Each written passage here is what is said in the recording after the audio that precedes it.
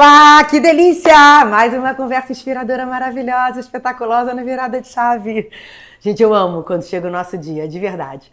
Antes de trazer minha convidada de hoje, que é minha amiga, tem uma história de muita garra e superação, nem sempre tão fácil. Eu preciso lembrar aqui dos meus patrocinadores, que eu sempre falo, gente, vou falar pro resto da vida, porque sem eles vão combinar que nada acontece. Investe Smart XP, escritório de assessoria de investimentos, que eu confio tanto, que eu e meu maridão, o Léo, a gente investe aqui. Então, se você precisa investir seu dinheiro, meu amor, não sabe aonde, eu assino embaixo. Sacada, gente, viciada, numa boa. Vou ter que mostrar o meu vestido lindo. Olha que vestido maravilhoso. Gente, a sacada me faz me sentir linda. Isso é tão bom, né? Dá uma levantada na nossa autoestima.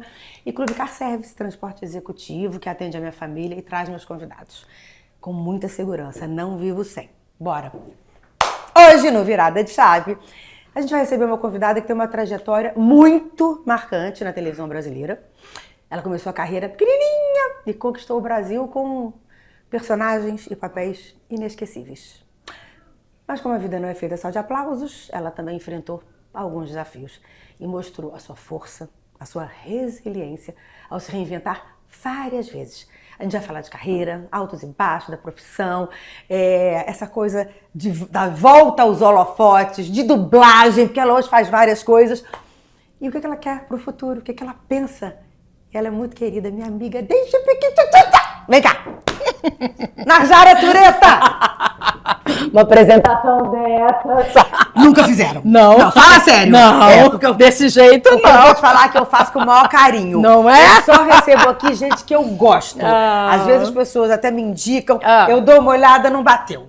Não tocou meu coração. Tá certo. E você toca meu coração. Não, faz tempo, né, amiga? Obrigada pela sua presença. Obrigada a você pelo carinho de sempre. Desde 1978. A gente vai ter que contar. A gente já contou essa história várias vezes, mas volta e meia. A gente vai ter que contar. Bora lá. Malu Mulher. Adoro contar essa história. 1978. Eu fiz vários testes, um atrás do outro. Narjara já era atriz, morava em São Paulo. Você já tinha feito vários testes antes de me Fiz uns 3 ou 4 testes. Eram mais de 600 crianças. No final, sobraram 10. Só uma curiosidade. Como você chegou até lá? Olha eu entrevistando ela. Mas assim, a gente nunca... Como você chegou até lá? Fazia publicidade, saiu no jornal O Globo, precisando de uma menina pra fazer Filha da Regina Duarte, Malu Mulher. Falei, mamãe, eu quero. Oh, Deus que me livre, que eu não quero que você seja atriz, que eu não quero que você faça isso, que eu não quero que você faça... Pelo amor de Deus, ela falou, então vamos lá. Tinha uma salinha da Guta, que era uma pessoa que era representante do elenco. Tinha uma janelinha pequenininha, lembra? Lembro. Mamãe levou uma foto de uma capa de uma revista Figurino Infantil. Aquela moça Edneia. Era Edneia? Como é que é o nome daquela moça? Edna, sei lá. Ela falou, sinto muito, a gente não pode aceitar essa foto. A foto tem que ser 5x7. Aí minha mãe falou essa frase. Eu já não quero que ela seja atriz mesmo. Que ótimo que você não vai receber a foto. Aí a moça falou, deixa aqui. No dia seguinte me chamaram pro teste. Aí eu fiz 1, 2, 3, uns 6 testes. E aí no final cheguei. ficaram 10. Quando ficaram 10... porque eu era a 12ª. Então era 11. Veio Narjara, que já fazia novela desde pequenininha. Ela fala com poste, eu falo com 10 postes. Juntou a fome... Eu acho que a gente é igual, amiga. Por isso que a gente é igual. Juntou a fome com a vontade de comer. A gente na fila, quer você, eu sou isso, quer você, quer ser. Ela tava na minha frente, tá? E eu assim, oi, como é seu nome? Ela, Monique, tão bonitinha, gente. Desse tamanhozinho, assim, aquele cabelo lindo. Aí eu olhei, ela começou a falar, Monique. Eu falei, você é da onde? Eu entrevistando ela na fila. Foi, a gente ficou amiguinha. Resumo da história, gente. Eu primeiro passei no teste, depois a história mudou toda. Ficou Narjara com personagem, eu fui fazer novela. Ela ganhou, tá, gente? Ela que ganhou. Eu fui lá e usurpei. Eu sou usurpadora. E aí, só que não. Mas só que deu tudo certo. Por quê? Porque ela ficou com o personagem e eu fui para a novela Gigante, uma novela das 8, né? Exato. Ficamos amigas e tal. E aí, a vida é muito louca, né? Ela vai indo pelos caminhos, a Narjara trabalhou muito e eu também muito. Fizemos algumas coisas juntas. Verdade. E você, queria começar perguntando, você começou muito pequenininha. Muito.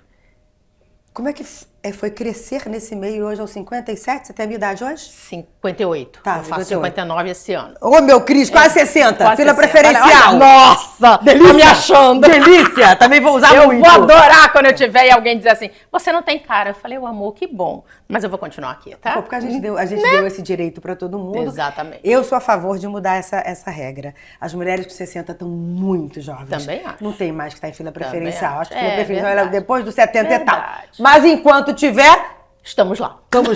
Conta, como é que foi crescer nessa carreira e há tantos anos? Quantos anos de carreira? São 54. 54 porque eu comecei com 4.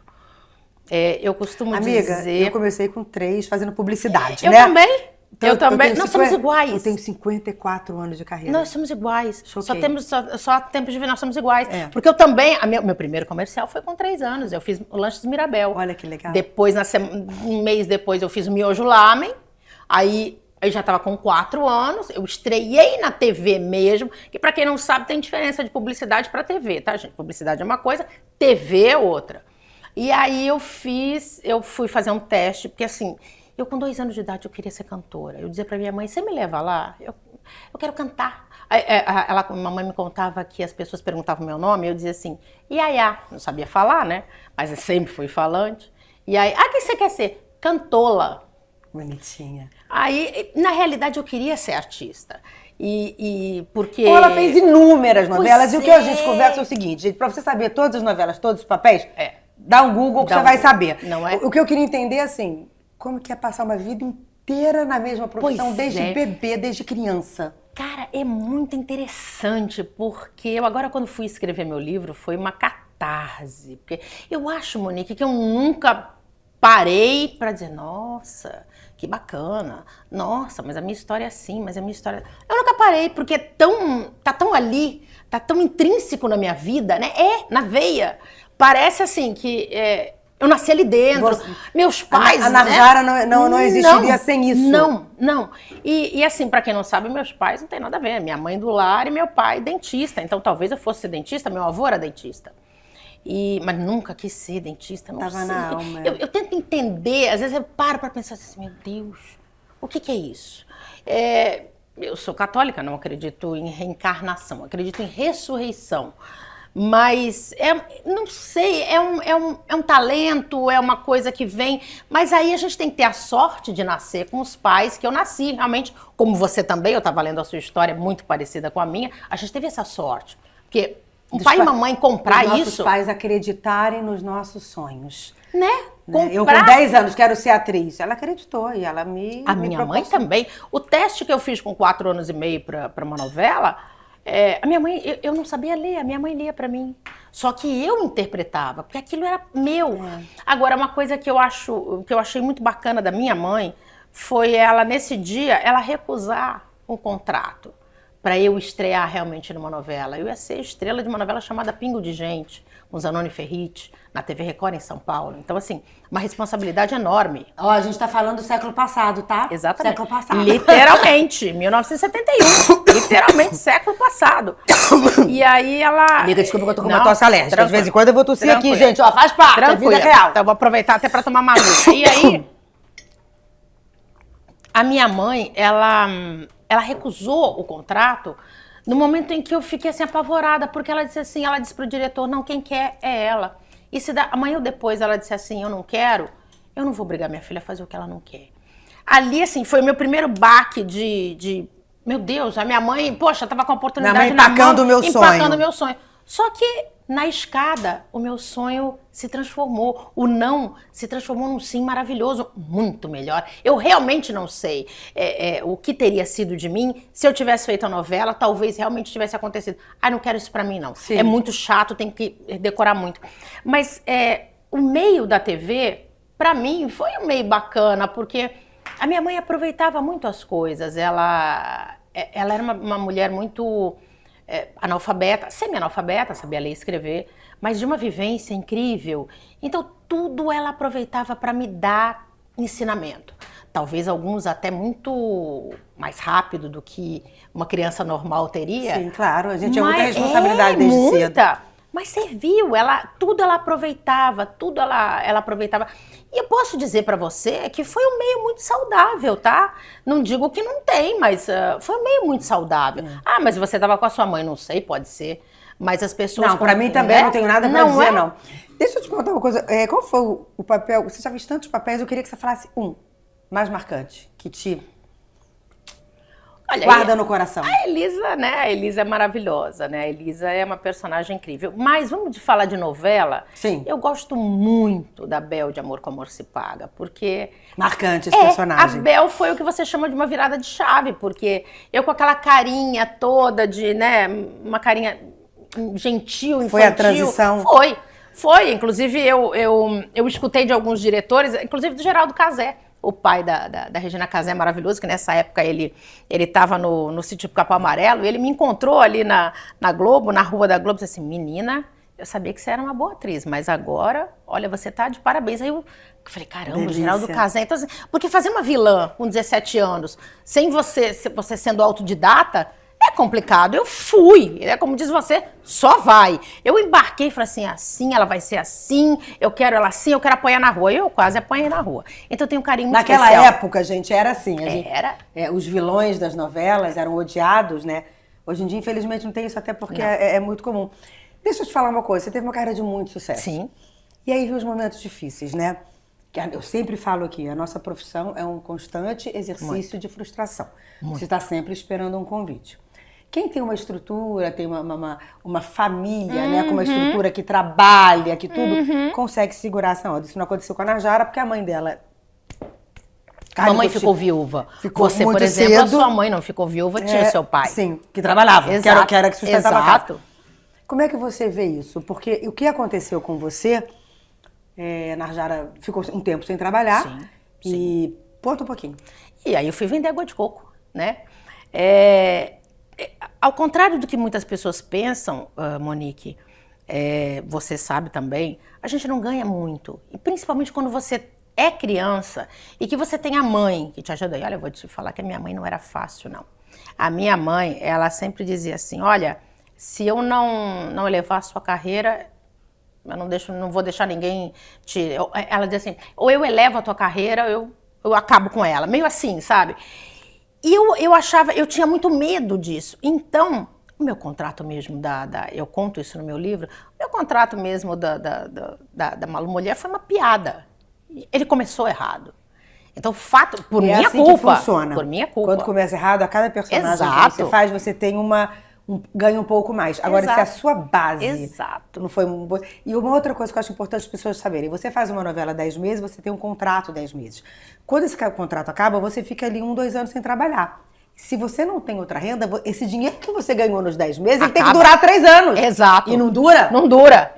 E olha que a minha mãe era muito previdente. Então, assim, ganhar pouco, pagar aluguel. E a minha mãe sempre assim, esse dinheirinho aqui é para poupança, esse aqui é para poupança. Já pensando, nunca fomos consumistas. Nunca te conheço. E as pessoas dizem assim, mas por que não comprou apartamento? Gente, em São Paulo a gente também não teve um apartamento na época, porque meu pai, ele tinha 42 anos quando ele faleceu, porque assim, meus pais queriam se divertir, aproveitar a vida, e eu não acho errado. Foi bacana. 40 anos, né? gente. 42 anos. Novíssimo. Meu pai morreu, entre aspas, morreu feliz. Ele disse que se ele morresse amanhã, ele estava feliz. Então é isso. Aqui a gente não consegue... mas eu não fiz propaganda. Se eu tivesse feito propaganda nesta época, seria uma renda muito, né? Uma renda extra. Se tivesse influenciadora, né? Não. Mas vem cá, aí você... Chegou naquele momento, o momento do caos, não Exato. tem dinheiro para pagar aluguel, Exato. não tem dinheiro Exato. para fazer o meu mercado. Exato. Você foi vender água de coco. Exato. O que isso significou? Porque você fala muito sobre isso, sobre a parte objetiva. Sim. Eu quero falar o que significou para uma atriz de sucesso, Nossa. Najara Tureta, estar na rua vendendo água de coco. Eu queria que você falasse da sua alma. Sensação de fracasso total. Sensação de fracasso total. Afetou a tua autoestima, afetou tudo. Muito.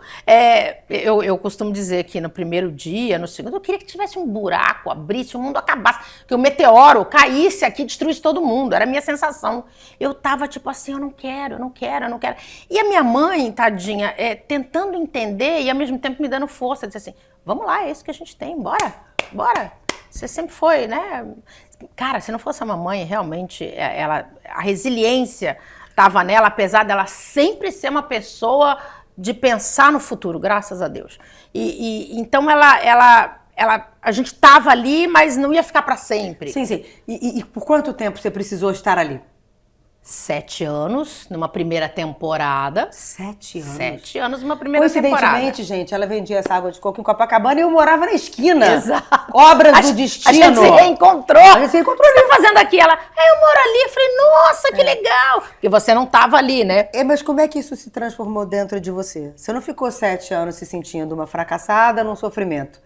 Ou foi o tempo inteiro assim? Ou isso teve uma viradinha? Olha, eu posso dizer pra você que foi um bom tempo. As feridas ficaram abertas por um bom tempo. Eu me lembro que, às vezes, acabava o coco. A gente tinha um fornecedor, mas às vezes acabava o coco e minha mãe disse assim, ai, Najara, dá um jeito, a gente tem que pegar ali no hortifruti. Lá ia eu, com um carrinho. Aí eu ia assim, sozinha, falando sozinha. Eu falei, meu Deus, por que isso está acontecendo comigo? O que eu fiz para merecer isso? Por quê? Será que eu vou voltar? O que foi que aconteceu? Gente, era um inconformismo. Gente, era muito. Quando eu falo esse exercício constante da frustração, é porque se você não está muito forte, você acha que o problema está com você. E não está. O problema é de um sistema e está tudo bem. É assim que funciona. Nós estamos falando mal. Mas isso afeta muito a nossa vida. Muito. Cara, assim, era um trabalho braçal, né? Então eu tinha as minhas mãos machucadas, né? Eu não tinha uma vida, né? Eventualmente a gente até era convidado para alguma coisa, eu procurava sair, mas a vida era acordar às 7 horas da manhã, montar o carrinho, acabar às 7 horas da noite, lavar tudo, jantar e dormir. Porque no dia seguinte tinha tudo de novo. E aquilo assim... E como que foi a comoção das pessoas que te conheciam e dos profissionais de TV? Das pessoas que me conheciam, um saco. Eu posso dizer que foi um saco, porque assim, você tá fazendo aqui? Nossa! Aí e tinha muitas... mas essa é pegadinha, né? Tem... Aí eu falei, quem me dera fosse uma pegadinha, fosse um pesadelo, que eu vou acordar e isso aqui tudo acabou. As pessoas, os meus colegas, né?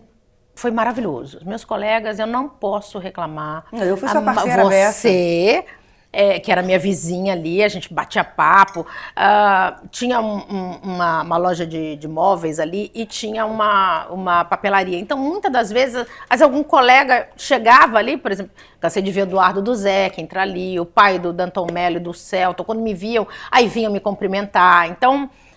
a Maite Proença ficou minha cliente, que morava ali perto, comprava água de coco, depois o Pedro Paulo Rangel. Então, assim, quando eles me encontravam, que eu ia em algum lugar, era assim, era um carinho muito grande de uma, tipo, cara, eu não teria a coragem que você teve, né? Então, eu tenho um amigo que, ele é cantor e ele, na época ele morava aqui, e ele foi lá me visitar, ele falou assim, amiga, e ele estava também passando por uma dificuldade, ele falou assim, eu não tenho coragem, o que eu vou fazer? Eu vou vender churrasquinho? Eu falei, sei lá, amigo, água de coco foi uma opção, não sei. Ele, não tenho coragem, a vergonha. Eu falei, você acha o quê? Você acha que eu fiz o quê com a minha? Dobrei, enfiei no bolso e falei, vambora.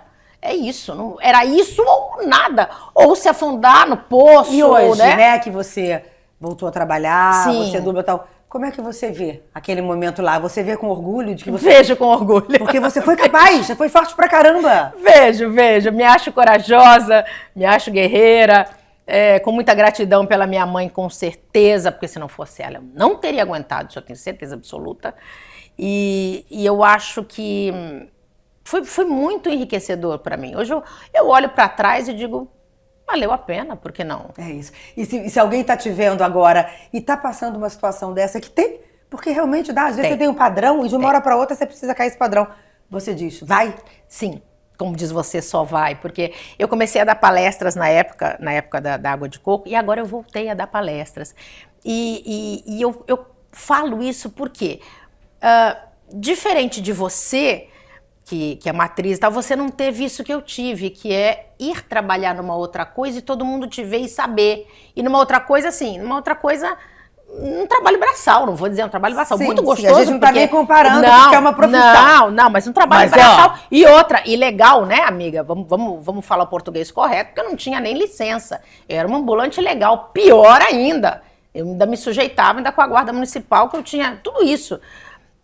Então, eu costumo dizer isso nas minhas palestras, dizer assim, olha, você que está aí, que é um bancário, ou é um gerente, só meia dúzia de gente vai ficar sabendo. Então, não tenha medo, não tenha vergonha, é isso. Cai, levanta, dá a volta por cima e começa de novo. Eu fiz isso. E aí, eu sendo conhecida. Então, assim, todo mundo sabia. Isso que era... Né? Eu me lembro que no segundo ou terceiro dia de eu estar vendendo água de coco, passou um repórter, me olhou assim, tal, ele deu uma volta, aí daqui a pouco ele voltou. Narjara, posso conversar com você? Aí me apresentou o crachazinho dele, sou desse jornal. Eu olhei para a cara dele assim, e falei assim, não, obrigada. Ele, mas você não quer? Eu falei, não, eu não preciso de mídia, eu tô aqui agora trabalhando. Mas eu falei, vocês vão distorcer tudo, eu não quero. Ele falou assim, mas e se eu te prometer que eu vou falar tudo que você quiser? Eu falei, posso pensar. E assim foi. Apesar da manchete, ex-atriz da Globo, claro, precisa de manchete para vender, né? Ex-atriz da Globo vende água de coco. Beleza, era manchete, mas dentro foi muito bacana, ele botou exatamente o que eu pus, não ficou uma coisa de vitimismo, ficou uma coisa bacana, foi muito bom, eu fiz a propaganda do carrinho de água de coco que eu ganhei, tem mais essa, né, eu não comprei, eu ganhei, eu fui atrás, eu pedi, então teve essa cara de pau ainda, porque eu li no seu livro, né, de você, como é que você começa o empreendedorismo, é difícil, será que você vai conseguir um dinheiro, se não vai, um empréstimo e tal, o meu foi na cara de pau, mandei um e-mail, mas entendeu? É isso, gente, é a tal da coragem. O não a gente já tem. É isso. Se você não se mexe, vai ficar no mesmo lugar e ela vai fazer como? Vai fazer como? Pra comer, pra pagar aluguel? Foi. Agora, você, por exemplo, eu me reinventei, né?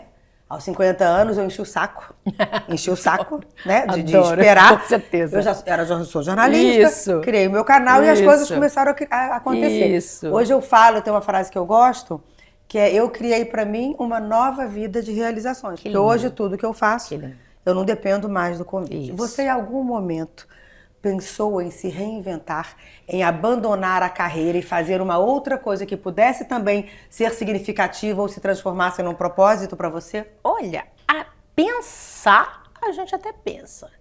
Mas assim, vontade nenhuma. Então, mas o que eu poderia fazer? Não sei. Cara, não tem nada porque, que eu... Né? Porque, na verdade, quando eu cheguei aos 50, eu falei, eu só sei atuar. Exato. Mas só que a gente, você ainda teve aí na luta que a gente descobre 1 milhão de coisas que a gente sabe não, fazer. Com certeza. Você ainda teve a sorte de fazer jornalismo, por exemplo, você fez uma outra faculdade, talvez até eu gostaria muito de ter feito psicologia, talvez, mas não precisei, acho que não. Mas eu acho que, sim, digamos que eu descobri um outro lado meu, sim, que foi dar aula. Para uma pessoa que é autodidata, eu nunca tive aulas, né? E aí, quando... Isso é uma maneira de você se não reinventar. Exatamente. Então, assim, lembrando agora, foi muito bacana isso, descobrir que eu sou capaz de ensinar aquilo que me foi passado na prática. Eu não tenho nada da teoria. Você dá aula ainda? Sim, dou. Eu gosto muito, dou mentorias. Como é que a sua aula é para quê? Criança, adolescente ou para quem? Para o que me chamam. Geralmente eu dou aulas na Cal. Eles abrem turmas e te chamam. Exatamente. Ou às vezes também, agora que eu tô com uma mentoria, tô com a coisa de que você fala, de dar um passo à frente. Então, não ficar esperando um convite. Fazer o convite para outras pessoas virem até mim. Então, eu pensei, por que não uma mentoria comigo? Então, eu tenho dado algumas mentorias, às vezes online, às vezes presencial. Alguém que quer decorar um texto e não sabe como, para um teste. Eu tive uma aluna, vamos dizer assim, ela mora até em São Gonçalo. Ela faz parte de um grupo de teatro e ela estava muito preocupada. Ela queria... Como que ela poderia... decorar esse texto e se apresentar. Ela veio até mim, nós tivemos uma mentoria de umas 4 horas, eu fiquei 4 horas com ela, e ela ficou assim, nossa, em 4 horas eu aprendi o que eu não aprendi em 2 anos. Eu falei, nossa, que bom, isso foi o maior elogio que eu ganhei. Então fica a dica aí, que é só chamar na sala pelo Instagram, pelo direct, e né? Isso sim, e eu tive que ir estudar e me aprofundar na teoria para poder dar a prática que eu aprendi fazendo. Isso foi bacana também. Sim. E aí depois veio a dublagem. Sim, a dublagem foi muito bacana. A dublagem foi uma coisa que... A dublagem, ela tinha me encontrado em 1983. Eu tenho uma história com o Herbert Richards, porque a gente gravava lá no Herbert Richards, né? Você lembra? Do século passado, vai lembrar que no final dos filmes falavam... Versão brasileira, Herbert Richards. Que é do século passado, lembra? Nós crescemos com isso, né? Vendo filmes dublados. E, pra quem não sabe, o Herbert Richards alugava os estúdios da Globo, que foi onde a gente se conheceu, onde a gente fez o teste, na Tijuca, e onde eu fiz Malu Mulher. E então eu cruzei com muitos dubladores ali, cheguei a fazer um curso. Em 83 eu fiz um curso e tal. Só que aí o Herbert Richards me falaram que ele estava querendo jovens da minha idade, 15 anos, para fazer justamente jovens de 15 anos. Mas eu não sei por que cargas d'água. Mandaram me contratar num dia e me demitiram no outro. Minha mãe ficou tão pé da vida que ela disse assim: Herbert Richards sujou tua carteira. E até hoje eu não entendi por quê. Então eu fiquei com tanta raiva da dublagem que eu não passei mais lá. Entendi, abandonou. Abandonei. E como é que volta? Em 2006 eu estava vendendo água de coco. E aí eu tenho um primo que se chama Carlos Tureta. E ele estava nos Estados Unidos radicado há muitos anos. E ele estava dirigindo lá. Ele é a voz oficial do Cartoon Network até hoje. E aí ele veio para o Brasil para passear e veio para o Rio para encontrar, inclusive, pessoal das casas de dublagem. Ele falou assim: poxa, Najara, por que você não dubla? Eu falei: Cacá, eu já dublei, não, eu nem sei mais. Eu te levo nas casas. E aí ele me levou numa casa, até aqui pertinho, e aí eu reencontrei o Leonardo José, que era dono de uma delas, a Sheila Dorfman, a Sumara Luiz, com quem eu conhecia na vida e que agora eram diretores. E aí eu tive aulas com a Sheila particulares. E aí comecei a dublar. Então foi maravilhoso, porque foi uma outra via da minha profissão como atriz. E uma fonte de renda. Uma fonte de renda, muito agora, legal. Agora uma coisa, gente, não sei se vocês estão sabendo, eles estão querendo agora colocar a dublagem com inteligência artificial. E aí, Najara?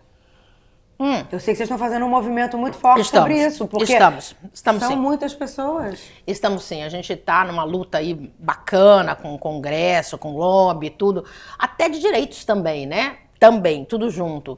Mas eu acho que não rola, não. Eu acho que não vai pegar, porque eu sinto que falta mesmo essa humanidade, falta esse calor que a gente tem. A emoção, não tem como. Agora, deixa eu uma coisa que, né, eu gosto muito de falar de vida e tal. Najara perdeu o pai e a mãe dela morreu em que ano? 2018. E a minha? 2020 e pouco, né? Isso, a sua muito perto, elas estavam com demência muito próxima. Conheciam, né? Inclusive, tem um vídeo muito bacana que eu fiz com ela. Eu vou colocar na descrição aqui desse vídeo. Quando as filhas cuidam das mães. A troca de papéis que a gente estava justamente. Foi muito legal. Então você não teve irmãos? Não. Você não tem mais seu pai, com que faleceu muito novinho. Exato. E Dona Maria Antônia, maravilhosa, que faleceu em 2018. Como é isso pra você? Como é... Claro que você tem amigos, você é amada, você é querida, não estamos tocando nesse assunto. Sim. Mas como é chegar de noite e não ter alguém da sua família, do seu sangue? Como é que é isso, né? Já nunca te perguntei isso, né? A gente é tão amiga, eu nunca te perguntei. É muito estranho, Monique, é muito esquisito. Te dói? Muito.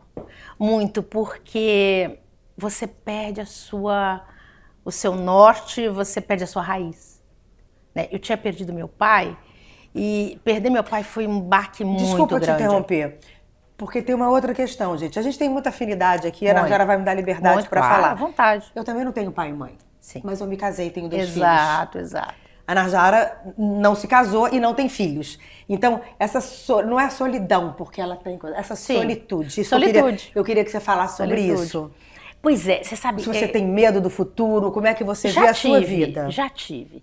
Quando a mamãe começou a ficar doente e tal, eu comecei a pensar na minha vida. Eu falei: meu Deus, o que vai ser de mim? O que vai ser do meu futuro? Eu tenho primos que eu gosto muito, mas que têm a vida deles, né? Então, assim, são poucos. Tem esses dos Estados Unidos e tem uma prima do lado da mamãe, então... Mas você não convive, né? Não estão na mesma cidade que eu, então não adianta. Seriam minhas raízes, né? E aí eu ficava pensando assim: meu Deus, quando a mamãe morrer, o que eu vou fazer da vida? Não sei. Elas eram muito companheiras. Muito, elas eram unicárne. E eu pensava muito assim: eu acho que eu vou pegar minha mochila, acho que eu vou começar minha vida em outro lugar. Tá aí, eu acho que eu vou começar minha vida em outro lugar. Lugar onde ninguém me conheça, não quero mais saber, quero saber de ser conhecida. O que adianta ser conhecida, não ter dinheiro? Não quero mais isso não. Eu acho que eu vou pegar minha mochila e vou embora. Isso era uma das coisas. A outra coisa, como eu sou muito católica e tal, pensei, eu falei, e eu gosto muito assim de trabalhos com pessoas de rua, eu tenho muito admiração pela Toca de Assis, o Padre Júlio Lancelotti também em São Paulo, mas aqui, né, você não precisa ser religioso, mas sei lá, uma oblata, alguma coisa assim, e cuidar dessas pessoas de rua. Tipo, largar a profissão, meio que chega, cansei. Era uma coisa muito assim, quando tipo a minha mãe voluntariado? fosse embora. Quando a minha mãe fosse embora. E aí eu fiquei pensando, eu falei, gente, e aí quando ela foi embora, Ladeira, música de foi. Maísa, meu mundo caiu. Meu mundo Gente, ela sofreu caiu. muito. Sofri muito, muito, a gente se falou muito. Muito a ponto de querer ir embora daqui. Literalmente para outro espaço, não sei para onde. Querer ir embora deste mundo. Isso não, né? Não foi muito bacana. É porque, na verdade, né? A gente é a lei, Uma tristeza a lei natural profunda. da vida, né? Sim. Nossos pais vão. Sim. Só que quando você tem um propósito, filhos, família, você retoma. E ela perdeu o tudo. Exato. Aí alguém pode perguntar, tá, mas e aí? Por que ela não casou? Gente, não casei porque não quis, né? Eu fui noiva porque não quis. Porque, ok, os homens que apareceram na minha vida não eram pessoas interessantes, foram por algum momento. Outro Quer dia... dizer, se você teve a oportunidade de casar, você foi noiva e não... fui noiva, mas graças a Deus que não casei. Exatamente. Mas só porque é mal ocupado. Graças a Deus que não casei, porque não era a pessoa. Então, isso eu tinha 20 anos. A gente não casa sozinha, tem que casar com alguém. Você tem que encontrar essa pessoa pra casar. Exatamente. Você queria ter casado? Queria sim. Você queria ter sido mãe? Isso já é uma pergunta complicada. Eu acho que eu me lembro... Eu nasci querendo ser mãe. Não é o mesmo caso. Não, mas isso já é uma vontade que nunca tive na vida. Talvez a minha mãe sempre falava que ela nunca teve vontade de ser mãe. Mas ela foi uma ótima mãe. Eu posso dizer que ela foi a melhor mãe. Eu costumo dizer que se tiver outra vida, eu gostaria que ela fosse minha mãe novamente. Com todos os defeitos, com toda a braveza. Porque foi uma mãe presente. Vocês percebem tanto que ela fala da mãe, né? Pois é. Foi uma mãe presente, foi uma mãe que me deu valores que eu tenho hoje, me transformou na pessoa bacana que eu acho que eu sou, sabe? Então, claro que meu pai também teve uma parcela disso, apesar de eu ter vivido com ele só 10 anos, eu costumo dizer também que eu gostaria, assim, se fosse para nascer de novo, aliás, não, eu brinco que eu gostaria de ter nascido em Londres, porque eu sou apaixonada por Londres, nunca fui, eu vou, irei, com certeza, mas assim, eu queria ter nascido em Londres, queria ter nascido inglesa, mas com o mesmo pai e com a mesma mãe. Então, eu tenho muita paixão pelos meus pais, e eles tiveram um casamento muito bacana, então talvez, óbvio que eu projetei isso, claro, óbvio. Não namorei homens parecidos com meu pai, que eu me lembre, não namorei homens parecidos com meu pai, pelo contrário, acho que talvez ele não era isso. Eu acho que no ano 2000, eu li um livro, não foi nem no ano 2000, foi muito antes, eu li um livro no colégio que falava do ano 2000, aí eu pensava assim, meu Deus, no ano 2000 eu vou estar com 35 anos, nossa, eu vou ser velha com 35 anos, será que eu vou estar casada? Será que eu vou ter filhos? Caramba, acho que sim. Aí chegou o ano 2000 e a realidade foi outra, bem, né, tipo, acorda, Alice! E aí, assim, não fiquei com esse desejo, não fiquei com essa coisa de, porque... Só que assim, eu sinto um pouco da sociedade, é muito assim, é solteirona, não casou, não tem filho, ninguém quer. Tem isso? Ainda tem? Tem, e tem outra coisa muito pior, você tá sozinha, você é sapatão, né?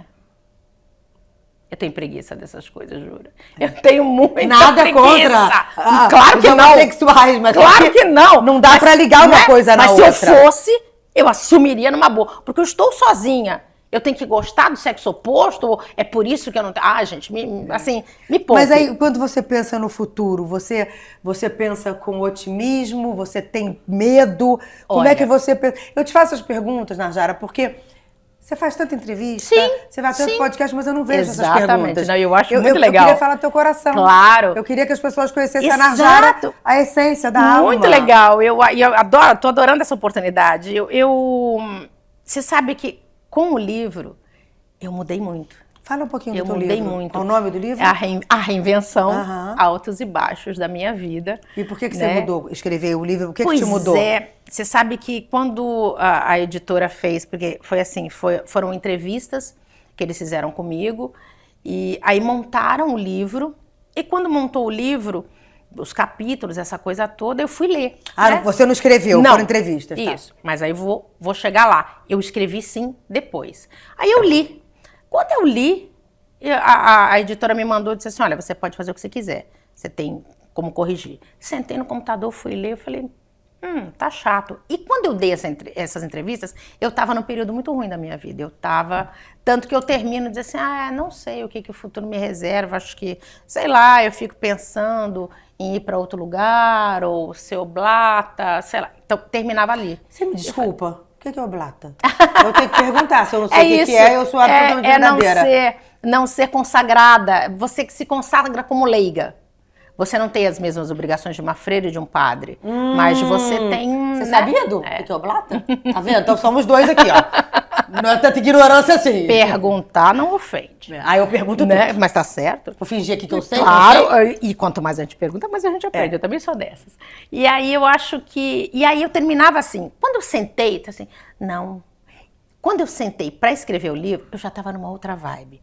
A Glorinha Pires, minha grande amiga, minha irmã querida da vida, me apresentou. Ela sempre falava comigo, ela sempre me sacudia, sempre tentava, mas eu acho que as coisas são na hora certa, no lugar certo. E eu acabei fazendo um curso muito bacana que mudou a minha vida. A história da virada de chave, que você fala tanto, que você já falava também, mas que a gente precisa experimentar. Que é essa coisa do ver a vida por um outro lado, ter positividade, não achar que teu mundo caiu porque seu pai e sua mãe faleceram, ó vida, ó céus. Parar de enxergar o copo vazio. E parar de se enxergar como vítima. Porque eu sempre me enxerguei como vítima. É o que eu falo tanto, né?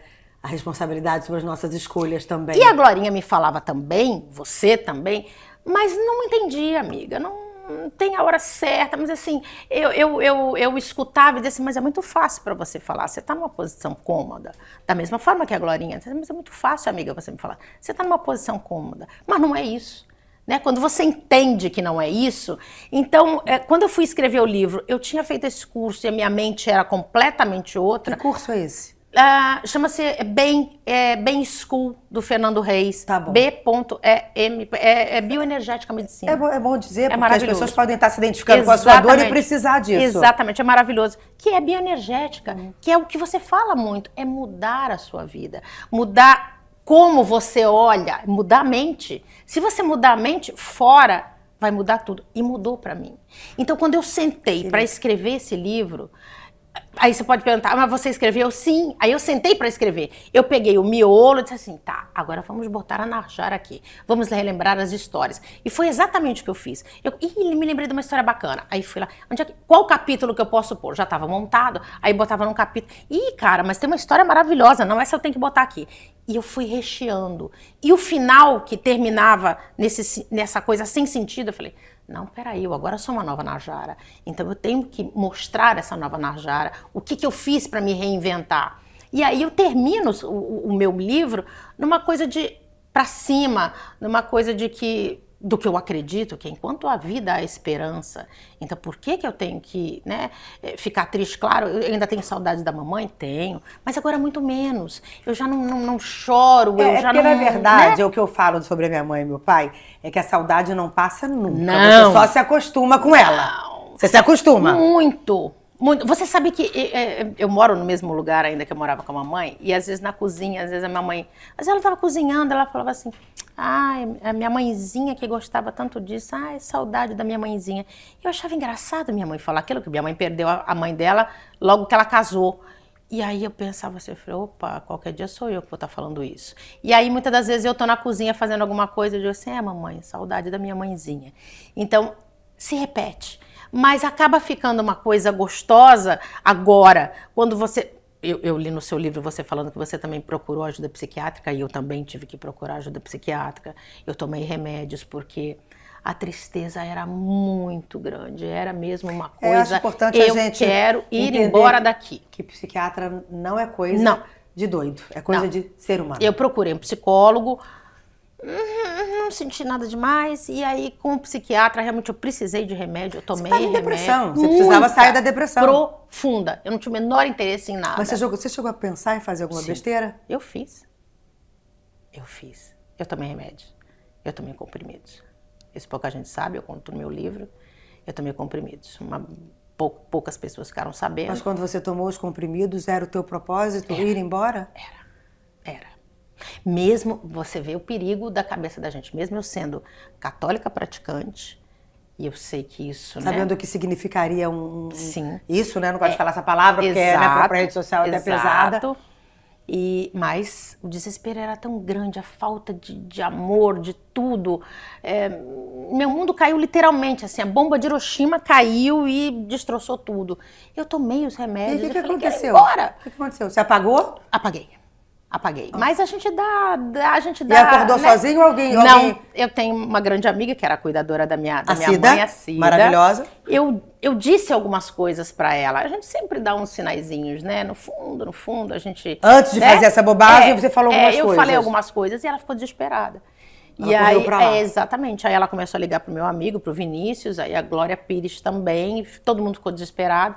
A Cida tem a chave da minha casa, mas ela estava longe em Duque de Caxias, e aí a vizinha tinha minha chave, e o Vinícius, meu querido amigo que fez a capa do meu livro, entrou na minha casa e eu estava lá desacordada, e aí de repente eles me acordaram e eu só falei um monte de besteira, eu ofendi. Você nem lembra?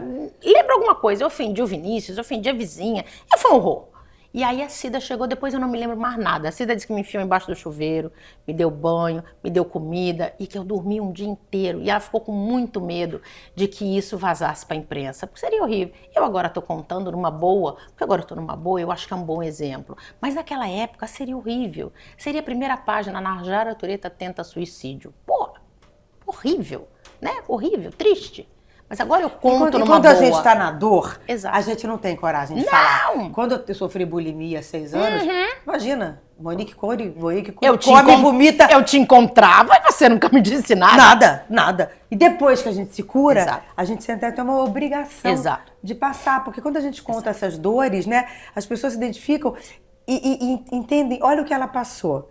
Olha o que esse curso fez. Olha como ela enxergava a vida, o futuro e olha como ela enxerga agora. É isso.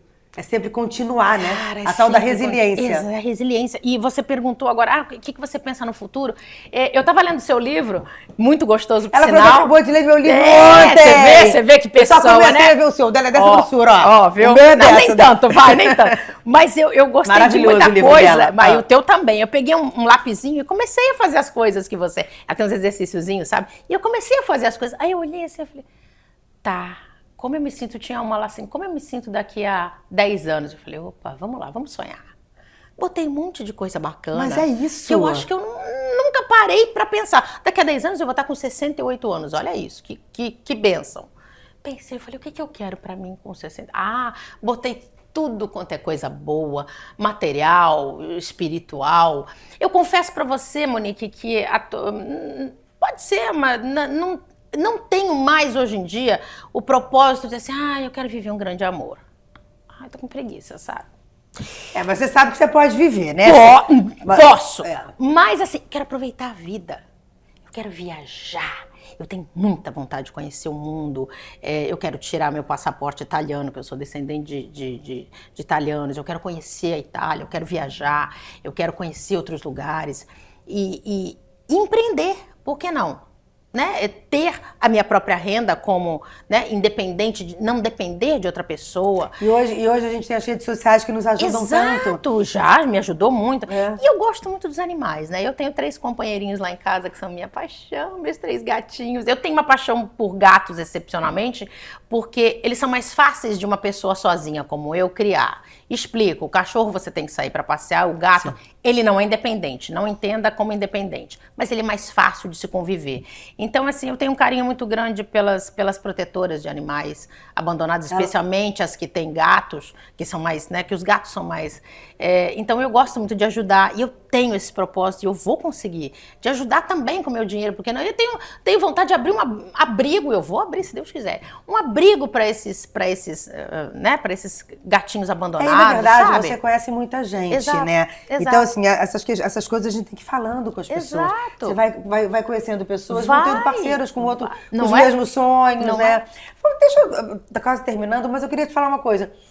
Essa história do etarismo, né, na televisão, a gente sabe que tem, né? Hoje em dia tem muitos mais jovens, nossos amigos maravilhosos, queridos, espetaculosos, estão todos sem trabalhar. Como é que você vê isso? Você acha que isso tem um fim? Você acha que as pessoas estão acordando? Marcos Montenegro tem feito uma campanha muito grande sobre Graças isso nas a redes Deus. sociais, sobre a luta Graças desses a Deus. veteranos. Gente, sabe essas pessoas que a gente via na novela? Exato. Que a gente é apaixonado. Cadê esse povo? Olha, eu tenho umas histórias maravilhosas, por isso, assim, que essas coisas me dão força, porque o carinho que eu tenho dessas pessoas na rua é exatamente isso. Menina, por onde você está? Eu amo você, eu cresci com você, você faz parte dos melhores anos da minha vida. Eu agora não assisto mais novela, mas quando eu assistia, você é maravilhosa. Todo É mundo. o mesmo discurso, não é? Todo mundo. Então, eu fico feliz por isso. Ao mesmo tempo, fico triste, porque eu também gosto de assistir novela e também quase não tenho assistido mais. Claro, eu sou a favor de se dar oportunidade. Claro, nós tivemos as nossas oportunidades. Trabalhamos com atores veteranos que nos trataram, né? Mas a gente teve oportunidade, não foi por número de seguidor, foi por Isso é talento verdade. e competência. Isso é Pronto, verdade. falei, ó. Ela é dona do programa, ela pode. Mas Não, é verdade. não é isso não, já sabe o que verdade, é? É verdade. Tem pessoas incríveis trabalhando, Concordo, mas hoje em dia o concordo. parâmetro não é a tua carreira, a tua história, Concordo, o teu estudo. É quantos seguidores você tem. Vocês podem perceber. E tá tudo bem. Se é uma E grande se atriz você- e um grande ator, palmas pra você. Mas nem sempre é assim. E se você pensar que... Pronto, falei. Exatamente. E se você pensar que as escolas estão cheias de bons atores, que teatros aí estão cheios de bons atores. Eu vou ver peças de teatro que eu digo assim, gente, que ator maravilhoso, que atriz maravilhosa. E nunca fez uma novela, mas tá lá. Mas as pessoas né? morrem de saudade dos nossos colegas. Eu acho. Você acha que isso vai mudar ou não? Você ainda tá... Você não vê muita solução? Você acha Eu que... quero ser positiva e acreditar que sim. Eu quero acreditar que sim, porque temos agora um remake de Vale Tudo e temos uma maravilhosa Débora Bloch com 62 anos, misericórdia, linda, Temos incrível. maravilhosas concorrendo ao Oscar, todas Né? 50, 60 a mais, mas Fernandinha. não ganhou, né? Isso me deixou frustrada Mas demais. só você? É só você? Especialmente porque eu fui ver Não o filme. poderia, mas não, eu fui ver o olha filme. só, poderia nem ser Fernanda. Poderia ser a Demi Moore. Demi Moore. Entendeu? Mas assim, essa coisa que dizem que tem esse etarismo no Oscar e vamos torcer para que isso Eu mude, acho que não é né? só no Oscar, não. É na vida, né, amiga? Eu acho que é na vida. Mas o que é bacana é isso. A gente pode se reinventar. A gente tem o teatro, né? Eu acho que eu vou fazer um monólogo sobre a minha carreira, sobre a minha vida, tá, né? Já tá escrito ali, tá pelo Aloysio de Abreu, e eu e a Glorinha estamos, Mas já né? é isso, tem que se mexer. Tem que se mexer. Movimento gera movimento, é dar o primeiro passo, é exatamente. falar com as pessoas, Exatamente. é pedir ajuda, é se Exatamente. abrir. Porque se ficar em casa reclamando da vida, amor, Não vai passar adianta. o tempo, daqui a 10 anos você vai estar no mesmo lugar. Ficando, né, vendo a vida passar, contando coisas de amor. Não, eu acho que não. Então, você me perguntou se o etarismo, eu acredito que sim. Eu acredito que sim. Eu estava assistindo, né, Beleza Fatal, e você vê ali as atrizes, né, Giovanna Antonelli, a Camila Pitanga, ok, elas já estão nos 40 e pouco, ou seja, já estão ficando velhas para outras pessoas. E estavam ali fazendo trabalhos maravilhosos. Então eu acho que as coisas vão mudar sim, eu ainda tenho essa esperança. Até porque as audiências estão caindo Exatamente. tanto, eles vão ter que se mexer. Exatamente. Vão ter que se mexer. E eu acho que estão se mexendo. Eu tive a oportunidade, né, de fazer uma participação em Família é Tudo. Agradeço aqui ao Fred Mairim, que teu querido amigo, meu também. Muito querido, muito obrigada. Me chamaram agora para fazer uma participação também num humorístico novo do Multishow. Eu já fiz, já gravei, só não posso falar aquelas coisas. Mas Maravilhoso, um humorístico novo, merecido. 2 vezes, tão bacana. Então, assim, estou sendo lembrado, isso é muito bom. E fui chamada agora, me aconteceu uma coisa muito bacana, por alunos da Veiga de Almeida, alunos de cinema, ou seja, que entre aspas não me conhecem, mas o câmera deles, não sei, me indicou, porque disse que eu faria muito bem. Eles têm lá um TCC, que é um curta-metragem sobre etarismo, olha que bacana. É uma mulher que aos 50 anos tem uma filha, e essa filha resolve fazer uma tatuagem, e a mãe resolve também fazer uma tatuagem também, e ela se reinventa, Aí diz que o câmera falou assim, a Najara Tureta, ela vai ser maravilhosa para isso. Aí essa menina, porque é uma menina falando essas coisas para mim, me encheu de orgulho, me encheu de vaidade no bom sentido, me encheu de, né, a vaidade que te leva para um campo assim, eu sou boa, eu sou a melhor no que eu faço. De autocapacidade, né? autoestima. Exato, não isso, melhor do que ninguém, mas sou a melhor, para levantar a nossa autoestima. Parar de pensar que o problema é nosso. E a minha mãe tinha um ditado maravilhoso que ela dizia assim, se você não se amar, ninguém vai te amar. Então, é isso. né? E eu tô aprendendo. Nunca é tarde pra gente aprender, gente. Eu tô achando maravilhoso. Que bom que a gente ainda tem coisas pra aprender. Que maravilhoso, porque as nossas, Amiga, né, nossas só acaba velhas, quando né? termina. Exato. E quando termina? Não sabemos. Só quem sabe. Que coisa boa, né? Vem cá, Que pra coisa gente boa. encerrar, sua Diga. grande virada de chave. Minha grande virada de chave foi nesse ano que passou, 2024. Foi minha grande virada de chave de verdade. Foi quando eu tomei consciência de que eu sou uma... Exatamente. Mudou o teu pensamento. Mudou meu pensamento, de que eu sou uma mulher maravilhosa, de que eu sou uma mulher interessante, de que eu sou uma mulher inteligente, de que é muito gostoso conviver comigo e que a vida é bela e que as coisas Gente, não eu acabam. posso falar uma coisa? Ela não tá falando da boca pra fora, porque eu conheço. Né? Tá saindo Você luz. me conhece, é muito... Tá saindo luz. Eu fico muito feliz que você Não mudou é, a tua amiga? cabeça, porque Tô muito tá feliz. tudo aqui. Quando eu falo que aos 50 eu me achei velha, achei que era ladeira abaixo. Aos 57 eu me acho tão nova. Você O sabe que mudou? Eu não... Essa coisa da velhice, engraçado, você sabe que... Eu não sei se porque eu sempre fui muito criança. E eu acho que talvez o fato de eu não ser mãe, mas as crianças me adoram. Porque eu sou muito palhaça, eu sou muito brincalhona, então eu sou muito criancinha. Então eu acho que talvez a velhice... Eu assim, claro que uma coisinha cai aqui, a outra ali, aquelas coisas, a gente fica assim, nossa, tá... Ah, mas tá bom, mas tá... Como a cabeça é outra, então... A gente não vai ligar. Agora, tô nas tuas dicas de cuidando de corpinho, né? Cuidando, porque assim não adianta, não tem jeito, isso né? Nem genética Até só porque a gente resolve. quer envelhecer com autonomia. Exato, sem é se isso. cuidar. É isso. Hoje, por exemplo, antes de vir pra cá, eu não pude ir pra academia, mas eu fiz meus exercícios em casa, ou seja, vai chover e o mundo vai acabar. Mas enfim, Jesus tá voltando, tá tudo certo. Só não volta agora, não. Então, porque eu fiz meus exercícios hoje. Falei, tô cheia de orgulho, é isso. Muito Só bom. hoje, né? Por hoje. Maravilhosa. Então, eu fiz. Amém. Né? Sabe que eu te amo, né? E eu também. É da vida. Você é minha irmã, que a gente não é de sangue, mas é irmã da vida. Olha Obrigada que legal. pela Obrigada tua a presença você, aqui meu. mais uma vez. Obrigada por todas as vezes estar presente na minha vida sempre. Amém. E que Deus Amém. permita que a gente continue assim. Amém, com certeza. Olha, gente, obrigada, Investe Smart XP, Sacada, Clube Car Service, que vai nos levar para casa agora juntinhas. Oba! Ó, obrigada. Até a próxima. Beijo!